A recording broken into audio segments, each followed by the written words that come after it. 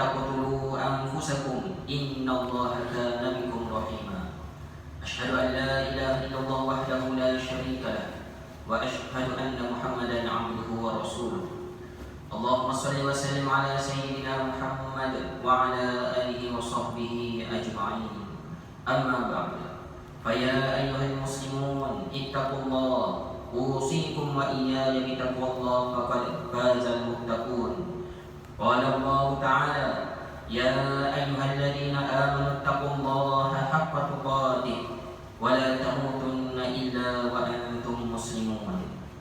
Muslimin dan jemaah yang dirahmati Allah sekalian, Khatib mengajak kepada seluruh kaum muslimin, marilah bertakwa kepada Allah Subhanahu wa taala dengan melaksanakan segala perintah Allah dan meninggalkan segala larangan Allah.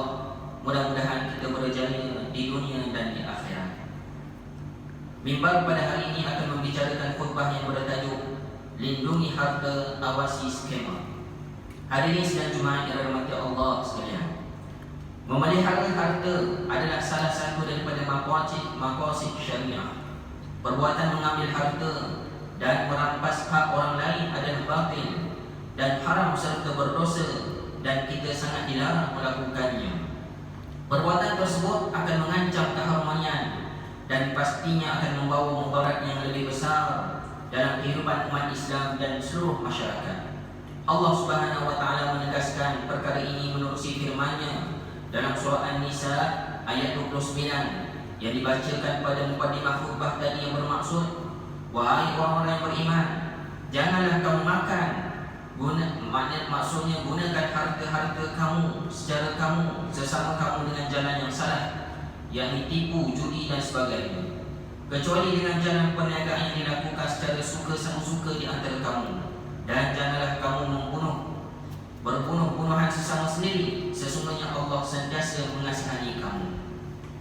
Mengambil harta orang lain dengan cara batil seperti mencuri, merompak, menipu, memperdaya, judi, bahkan yang semakin menjadi-jadi adalah penipuan melalui cyber ataupun skema.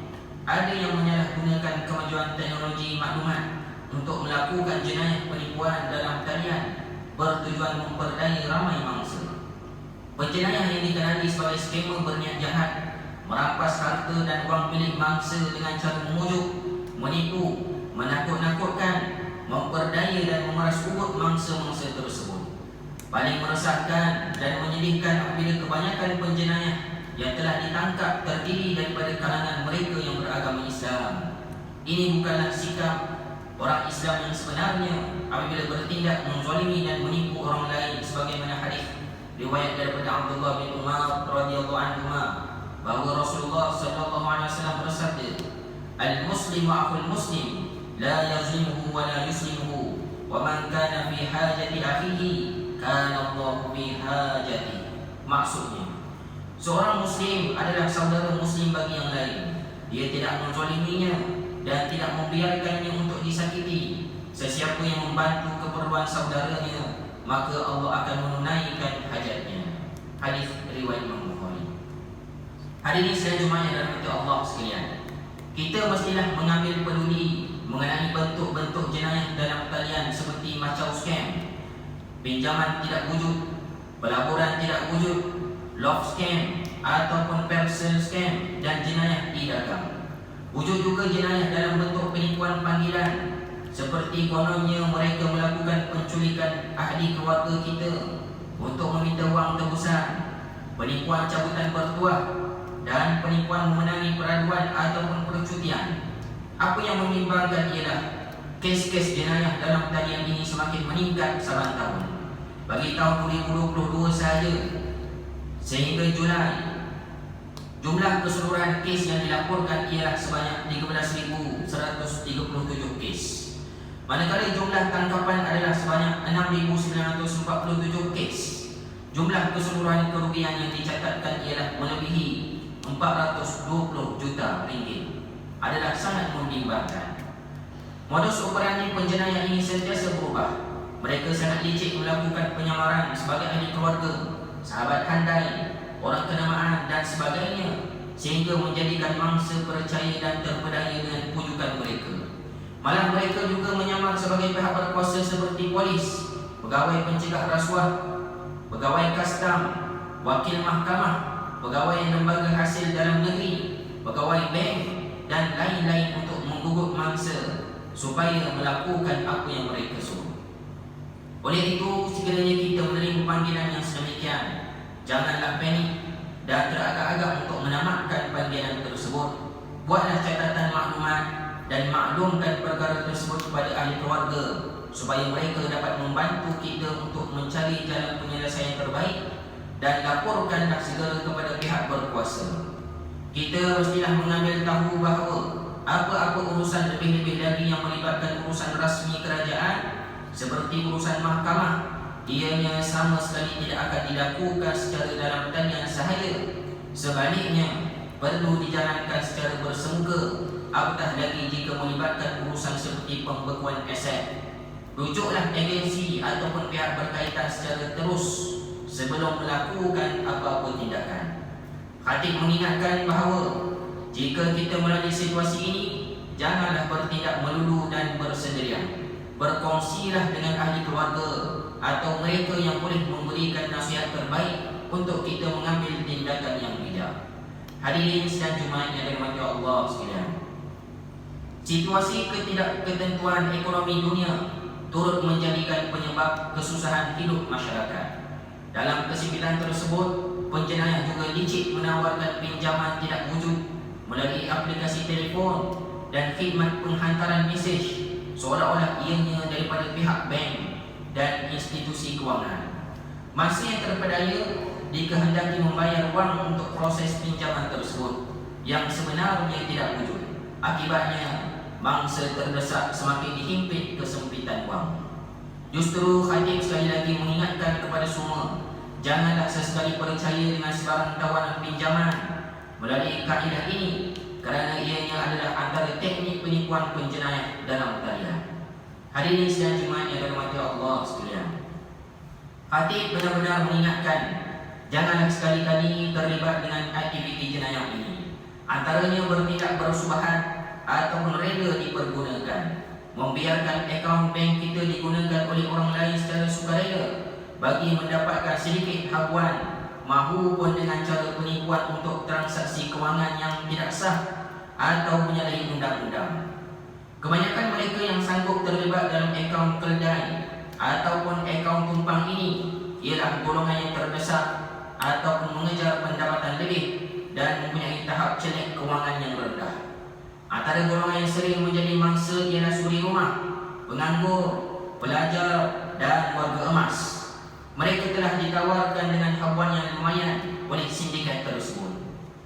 Berdasarkan statistik, sebanyak 205,544 akaun keldai telah dapat dikesan sejak tahun 2014. Sebanyak lebih daripada 34,000 tangkapan telah dilakukan daripada tahun 2016 sehingga bulan Mac 2022. Kebanyakan yang didakwa adalah pemilik akaun itu sendiri, sedangkan sindiket masih lagi bebas berleluasa dengan mencari mangsa lain sebagai akaun keldai baru. Justru sebagai pemegang akaun bank, kita bertanggungjawab sepenuhnya ke atas apa jua transaksi dan maklumat perbankan peribadi kita. Janganlah kita mendedahkan atau berkongsi apa jua maklumat perbankan peribadi dengan orang lain ataupun apa-apa tujuan sekalipun, walaupun untuk tujuan permohonan pekerjaan mahupun pinjaman dengan mana-mana pihak. Selidikilah terlebih dahulu latar belakang dengan siapa kita berinteraksi. Bersama-samalah kita menyadarkan ahli keluarga, jiran tetangga, rakan taulan dan sanak saudara supaya menjadi masyarakat yang bijak dan berhati-hati supaya tidak terperangkap menjadi akaun keldai sama sekali. Laporkanlah kepada pihak bank ataupun polis jika berlaku kehilangan kad bank ataupun penyalahgunaan akaun bank. Di samping itu, janganlah bersekongkol dengan pihak yang minta kita melakukan aktiviti mencurigakan seperti membuat pindahan wang kepada orang yang tidak dikenali.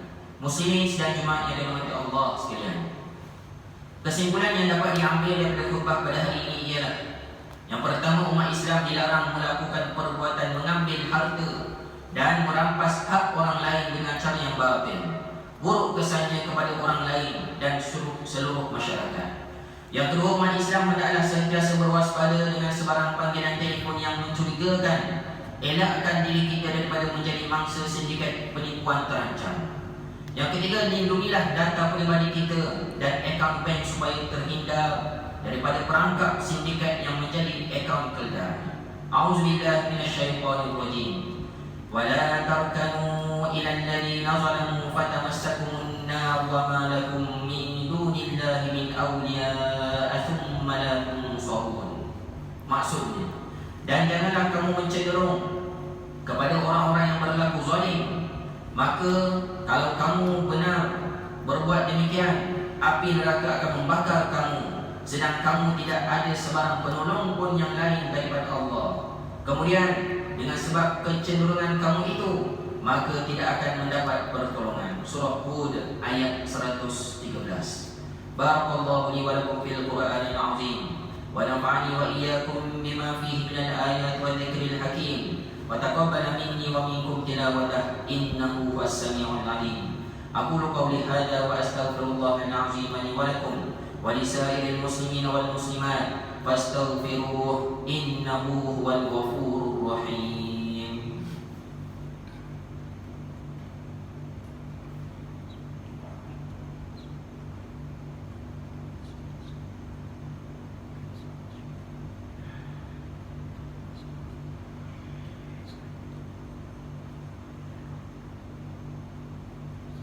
الحمد لله الذي جعلنا من المسلمين ورزقنا من الطيبات. أشهد أن لا إله إلا الله وحده لا شريك له وأشهد أن محمدا عبده ورسوله. اللهم صل وسلم وبارك على سيدنا محمد وعلى آله وصحبه ومن تبعهم بإحسان إلى يوم الدين. أما بعد، فيا عباد الله اتقوا الله. Usikum wa iyaya bitaqwallah faqad fazal muttaqun. Hadirin sidang Jumaat yang dirahmati Allah sekalian, marilah sama-sama kita bertakwa kepada Allah Subhanahu wa taala dengan melakukan ketaatan kepada Allah dan menjauhkan diri daripada perbuatan keji dan maksiat. Dan marilah sama-sama kita memperbanyakkan salawat dan salam ke atas baginda Nabi kita Nabi Muhammad sallallahu alaihi wasallam, kerana Allah telah berfirman, Inna Allah wa malaikatahu yusalluna ala nabi ya ayyuhalladzina amanu sallu alaihi wa sallimu taslima. Allahumma salli wa sallim ala sayyidina Muhammad wa ala alihi wa ashabihi ajma'in. Allahumma ighfir lil muslimina wal muslimat wal mu'minina wal mu'minat al ahya'i minhum wal amwat innaka sami'un qaribun mujibud da'wat wa ya qadiyal hajat. اللهم أعز الإسلام والمسلمين وأهلك الكفرة والمبتدعة والمشركين.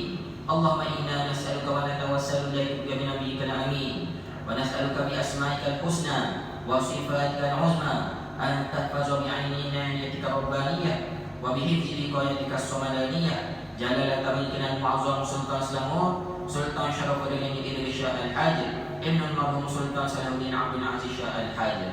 اللهم أعلم العون والهداية والتوفيق والصحة والسلامة منك لولي عهد سلامور dan kuamil syahid Sultan Syarafuddin Idris Shah Al-Hajj fi amin wa salahin wa afiyatin bimanika wa karamika ya dzal jalali wal ikram. Allahumma akrim umrahuma muslihain lil muwazzafin wa ru'ayyat wal bilad wa balligh maqasidahuma li tariqil huda wal rasyad. Ya Allah, kurniakanlah petunjuk kepada kami untuk berikan solat fardu 5 waktu secara berjamaah, menunaikan zakat melalui lembaga zakat Selangor, mewakafkan harta melalui berbadan wakaf Selangor, dan menginfakkan harta kepada jalan-jalan yang Engkau redai ya Allah. Ya Allah, kurniakanlah kepada kami rezeki yang halal lagi barakah. Jauhkanlah kami daripada perbuatan rasuah dan salah guna kuasa, kerana ini adalah suatu pengkhianatan kepada amanah yang diberikan. Allahumma ya dafi'an bala idfa' anna hadzal waba wal bala wal marad wasyada'i wal mihan bi lutfika ya latif innaka ala kulli syai'in qadir wa bil ijabati jadir. Rabbana hab lana min azwajina wa dhurriyyatina qurrata a'yunin waj'alna lil muttaqina imama. Rabbana atina fid dunya hasanah wa fil akhirati hasanatan wa qina 'adzaban nar. Ibadallah, innallaha ya'muru bil 'adli wal ihsan وإيتاء ذي القربى وينهى عن الفحشاء والمنكر والبغي يعظكم لعلكم تذكرون فاذكروا الله العظيم يذكركم واشكروه على نعمه يزدكم واسألوه من فضله يعطكم ولذكر الله أكبر والله يعلم ما تصنعون.